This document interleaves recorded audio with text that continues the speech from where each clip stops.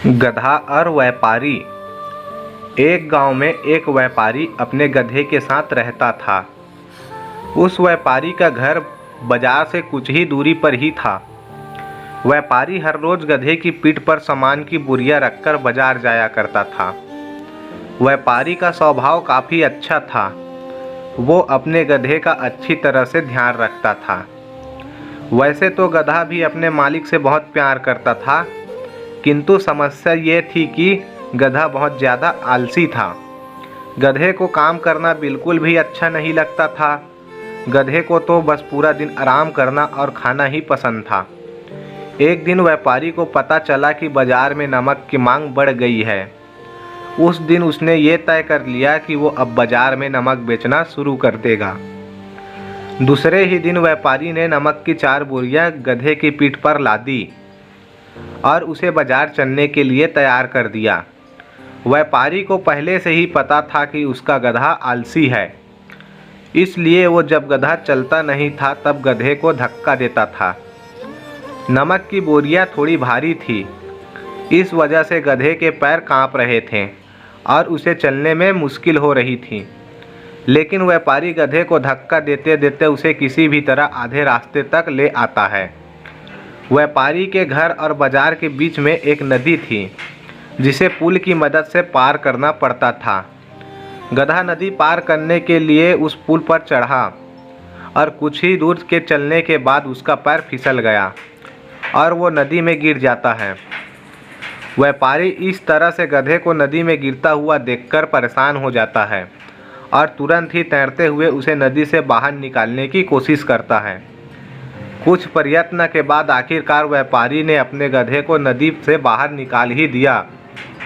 गधा जब नदी से बाहर निकला तब उसने देखा कि उसकी पीठ पर लदी बोरियां अब पहले से हल्की हो गई थी। पानी में गिरने की वजह से अब सारा नमक पानी में घुल गया था और इस वजह से उसका पीठ का बोझ कम हो चुका था। दूसरी तरफ सारा नमक पानी में घुलने की वजह से व्यापारी को अच्छा नुकसान हुआ और अब उसे आधे रास्ते ही घर वापस जाना पड़ा। वो बड़ा दुखी था और गधा पीठ पर बोझ कम होने की वजह से खुश था और उसे तो बाजार तक न जाने की तरकीब भी मिल गई थी।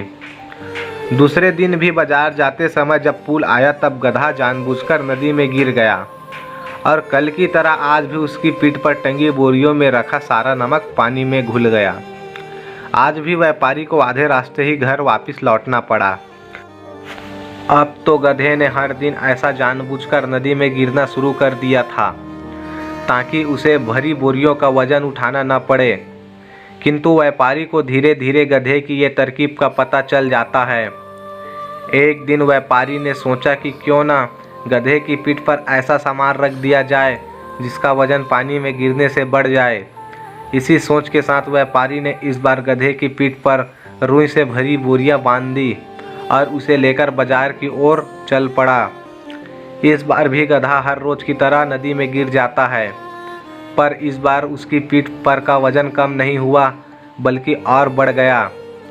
इस बार गधा समझ नहीं पाया आज ऐसा तो क्या हुआ कि मेरे पीठ पर का वजन बढ़ गया। व्यापारी ने अगले 3-4 दिनों तक ऐसा ही किया। उसने गधे की पीठ पर नमक की जगह अब रुई से भरी बोरियां ही बांध दी और जैसे ही गधा नदी में गिरता उसकी पीठ पर का वजन बढ़ जाता। ऐसा लगातार कुछ दिनों तक होने के कारण आखिरकार गधे ने हार मान ही ली। गधे को अब अच्छा सबक मिल चुका था और वो चुपचाप पुल पार करने लगा। व्यापारी भी अब रुई की जगह नमक से भरी बोरियां बांधने लगा और गधा भी अब काम करने में आलस नहीं दिखाता था। इस तरह से उस व्यापारी के सारे नुकसान की भरपाई भी धीरे धीरे होने लगी।